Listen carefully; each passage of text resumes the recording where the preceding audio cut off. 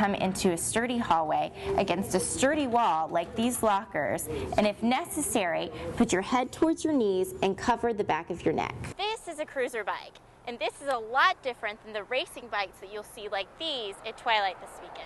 You know, Harry, you wouldn't believe it, but these are actually strawberry blossoms that died in last night's freeze. Jamie, I'm in downtown Athens, and in just a few days, this scene behind me will look a little more like a game day. Hey ladies, find out how your old bras could help women in South Africa. Coming up next. But for the officers coming in and out of this substation, and for the officers patrolling the area, that's not the case. And you can see how they're already turning black. When John Washington first heard a frost was coming through, he knew he had about 75,000 lives to save, all of his strawberries and blueberries. Once we have blossoms out that are blooming and open, then we're going to try to protect those from freezing. And the way we do that is cover them with water. Now, it's a weird concept, but by turning these sprinklers on last night, Washington saved about 20 years of hard work. The plants were covered in water and were actually protected by a constant layer of ice. The ice acted kind of like insulation, keeping the plants warmer than the 28 degrees outside.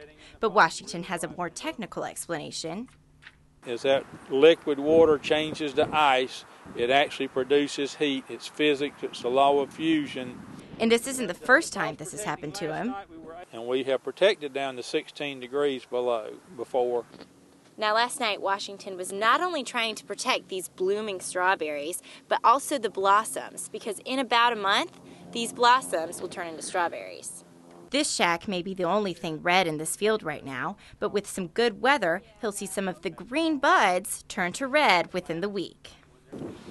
Other than praying and hoping for warm weather, there's not much else we can do at this point.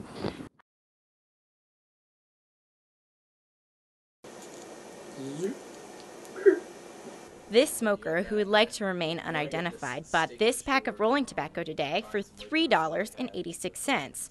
With the new cigarette tax, that's almost $1 less than a regular pack of cigarettes. He started rolling his own last summer while backpacking in the woods. And after that, he was hooked. When I got back here to like the real world, like I just didn't even want to smoke regular cigarettes anymore. Like they just weren't satisfying, and they just kind of tasted nasty. And the obvious perk? It's cheaper. You'd think people would now choose rolling tobacco over cigarettes. But the owner of the Lazy Shopper says there really isn't much difference in the price, and sales on both rolling tobacco and cigarettes have gone down.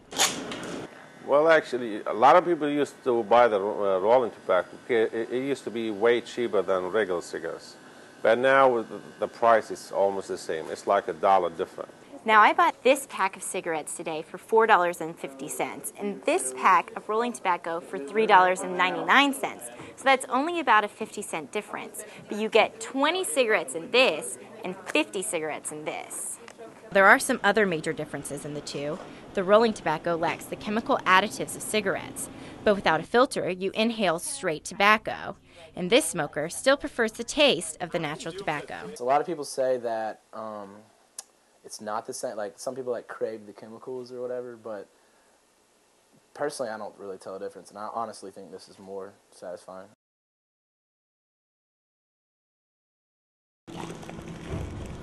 All of these are leftovers from yesterday's Humane Society monthly food bowl, which is like a soup kitchen for pets. They usually give away all the food within an hour. Last time we actually ran out of food, and so everybody here that comes to the food bowl knows that it's first come, first serve. And so we actually had individuals who were sitting out in lawn chairs at our front door at noon. They didn't open their doors till 3. 40 minutes later, they had given away over 3 tons of food. After that, they still had food for about 20 animals, but no one else came. Crystal Evans, the director of the Athens Area Humane Society, says they normally come close to running out of food, so having these leftovers is strange. We have run really low. There have been quite a few times that we've wondered whether or not we were going to make it through the day, and then lo and behold, it turns out that we did. Evans blames it on the date change. The food bowl is normally on the last Thursday of every month. They did it a week early this month because of Thanksgiving. They'll save the extra food for next time, which won't be until January. If you decide to go to the food bowl, they'll give you one of these forms to fill out, which basically agrees to their requirements, like giving your pets fresh water every day or volunteering once a month with the Humane Society. But one of the most important requirements that they have is that you get your animal vaccinated within 1 month and spayed or neutered within 3 months, or they won't give you any food. Which really isn't difficult. The Athens Area Humane Society offers low-cost rabies vaccinations and spaying and neutering. They all do this because they understand that with the economy, it's difficult to keep up with pets. We've had families come in with little kids who turned in their cats and see the little kid screaming, grab onto your leg and say, no, please don't take the cat. And you do everything you possibly can to try to help them overcome whatever issues or problems that they have. The goal is to keep the pets out of the shelters, which they do 1 bag of food at a time. From Grady College, I'm Libba Holland, WNEG, Northeast Georgia.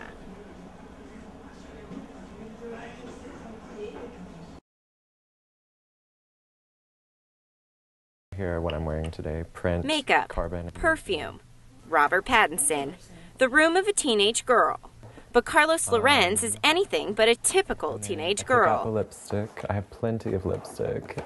Carlos is a 16-year-old transgendered teen. He has the body of a male, but dresses and acts more like a woman. But Carlos says his age and sexual identity don't define who he is. Society has made a gender for me, but I'm not ready to become either one of them. I'll quote RuPaul, you can call me he, you can call me she, just as long as you call me. Carlos's parents have supported him since he first started dressing like a girl at a young age. From the time he was probably about 2 or 3, I knew he was going to be gay. I didn't realize that he was going to be more the feminine gay. I mean, he didn't really play with Tonka trucks.